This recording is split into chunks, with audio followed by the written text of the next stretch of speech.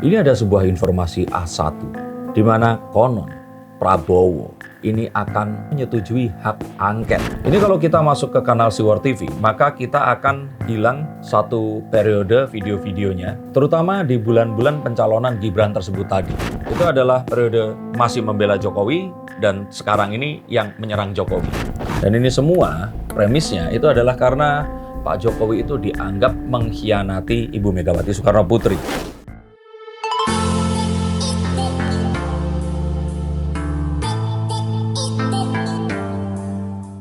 Ini ada sebuah informasi A1, di mana konon Prabowo ini akan menyetujui hak angket sesaat setelah KPU mengumumkan bahwa Prabowo dan Gibran menjadi Presiden dan Wakil Presiden Republik Indonesia di periode 2024 menuju 2029 nanti.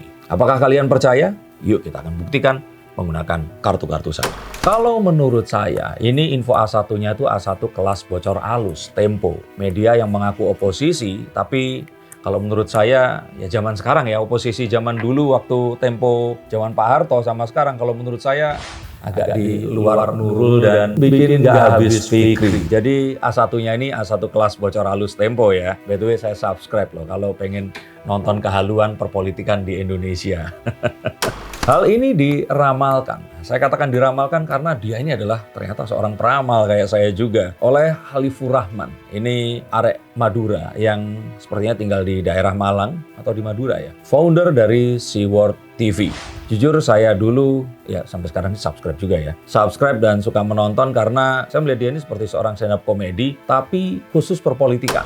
Dan saya melihat dia ini, itu dulu itu milisi Jokowi sepertinya. Jadi sama seperti saya lah, yang mengagumi Pak Jokowi, cuman memang terkenal dengan kata-katanya yang pernah 2 kali dipermasalahkan dan dianggap menyebarkan berita yang bohong. Yang dia akhirnya itu putar balik sejak Pak Jokowi menyalonkan Gibran dan terus kemudian habis-habisan menyerang Jokowi dan keluarga dan kroninya tentu saja ya. Ini kalau kita masuk ke kanal Siwar TV, maka kita akan hilang satu periode video-videonya, terutama di bulan-bulan pencalonan Gibran tersebut tadi. Mungkin mengalami kegalauan karena videonya ini bingung harus diarahkan kemana. Dan dalam periode 3 bulan, kalau nggak salah ya, videonya hilang ini tadi, itu adalah periode masih membela Jokowi, dan sekarang ini yang menyerang Jokowi. Tapi yuk kita akan lihat salah satu cuplikan pembuka dari video saat beliau ini tadi masih mendukung Jokowi yang meramalkan sesuatu yang nujum banget, tepat banget. Ini dia ramalan. Sementara Gibran dia sudah memulai dari wali kota gitu. Sehingga ke depan gitu ya, 5 tahun atau 10 tahun yang akan datang bisa jadi Presiden Indonesia adalah Gibran, sementara AHY tetap tuh sebagai ketua umum partai. Nah, nggak kalah kan sama saya kan? Memang Mas Alif ini luar biasa. Tapi untuk yang satu ini lebih luar biasa lagi. Seperti saya katakan, nggak habis fikri, di luar Nurul. Karena beliau ini meramalkan bahwa Pak Prabowo ini akan ikut mendukung hak angket. Tapi coba tonton langsung channelnya. Dan kalau suka, nggak apa-apa, subscribe saja. Tapi yang lebih hebat lagi adalah yang tadi. Sudah tahu loh dan meramalkan kalau Gibran akan jadi presiden di 2029 nanti. Saya kadang-kadang sama orang yang terus kemudian sangat membenci orang lain, ini jangan-jangan sebenarnya dia dibayar untuk menjadi nemesis atau orang yang memang membencinya. Seakan-akan membenci padahal dia memang diposisikan sebagai seseorang yang memang menyerang. Dia ini mengatakan bahwa perpolitikan hari-hari ini itu perpolitikan yang nggak bisa ditebak, bergerak dengan cepat dinamikanya, dan itu semua terjadi karena runtutan pengkhianatan demi pengkhianatan. Dan pengkhianatan yang terakhir ini ada harganya, di mana Pak Prabowo ini dianggap akan mengkhianati balik Pak Jokowi. Tapi kalau dibilang pengkhianatan dalam politik, bukankah ini adalah sesuatu yang wajar? Jadi apakah betul nanti Pak Prabowo akan mengkhianati Pak Jokowi dan mengkhianati juga Gibran Rakabuming Raka yang sudah mengatakan, tenang saja Pak, saya sudah di sini. Nah, yuk kita akan lihat lagi.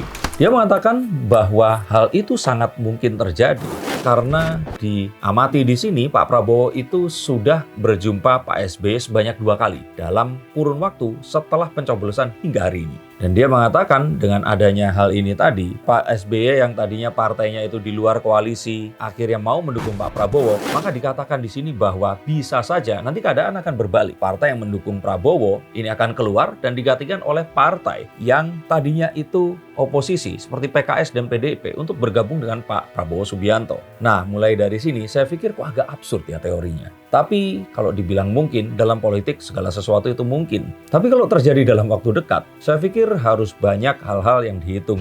Dan di hari ini, meramalkan Bu Mega akan akur dengan Pak SBY bareng dengan Pak Prabowo. Kalau Pak Prabowo mungkin ya, tapi kalau Pak SBY, coba cari ada video di mana Bu Mega ini nggak mau nyalamin Mas AHY. Jadi kalau saya pikir sih, kayaknya nggak mungkin ya. Dan teorinya ini bisa dipatahkan dengan segera.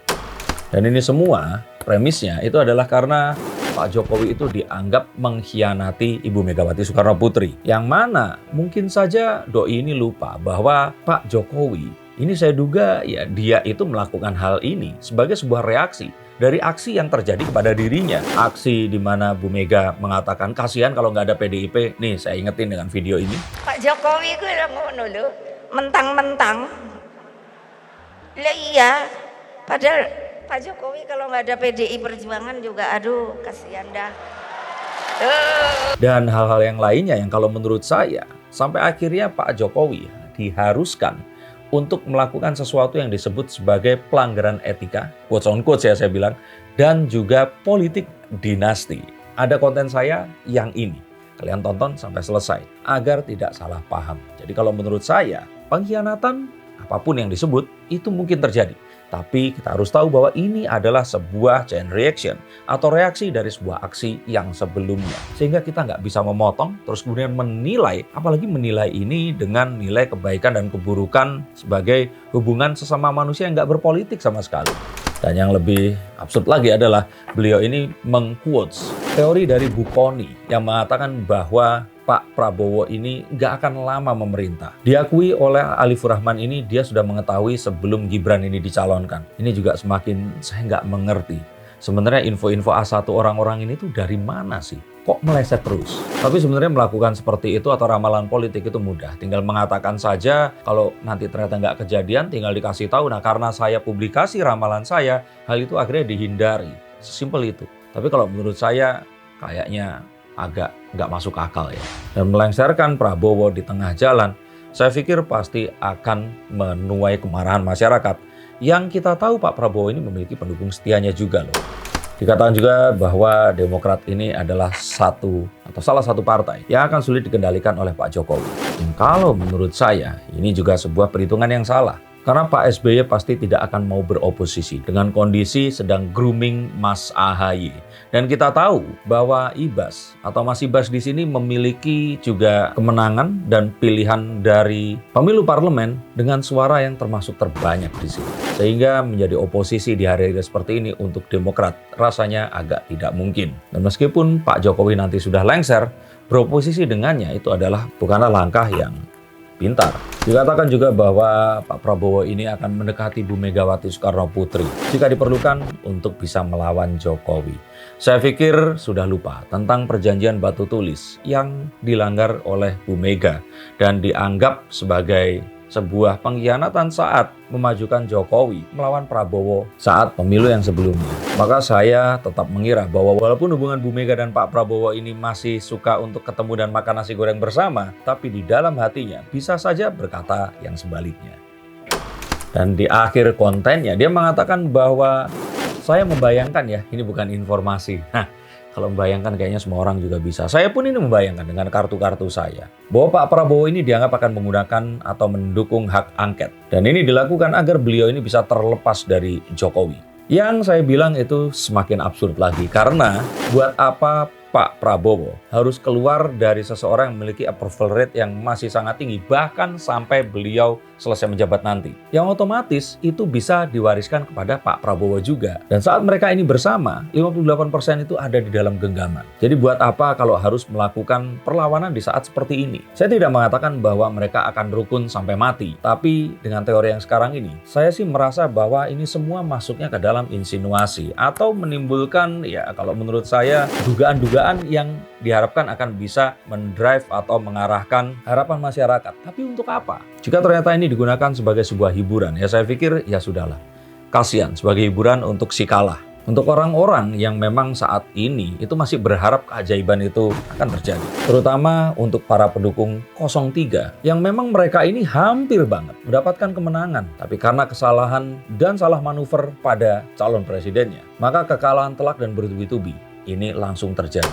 Kenapa saya tahu seperti itu? Karena saya dulu pun adalah pendukung 03. Yang menyesal dan kecewa dengan perilaku Mas Ganjar di akhir-akhir kampanye yang malah terlihat garang, menyerang. Yang saya katakan, kenapa harus cosplay menjadi Rocky Gerung? Saya kira apapun itu, dugaan yang disampaikan akan langsung terpatahkan dengan cerita-cerita lama tentang Pak Prabowo, di mana beliau ini adalah seseorang yang tulus, loyal, dan patriot yang sejati. Maka harapan saya stop untuk membayang-bayangkan sesuatu yang di luar nalar ini. Tapi kalau sebagai konten, ya silahkan. Saya katakan seperti tadi, bahwa ini adalah info A1 sebagai kebutuhan gosip politik. Ya sama seperti saya juga, bukan sesuatu yang sebaiknya langsung dipercaya. Tapi untuk kalian yang percaya dan memiliki kesamaan pandangan dengan saya dan bertahan hingga akhir konten ini, silahkan untuk subscribe, bagikan videonya, dan tinggalkan komentar di bawah sini.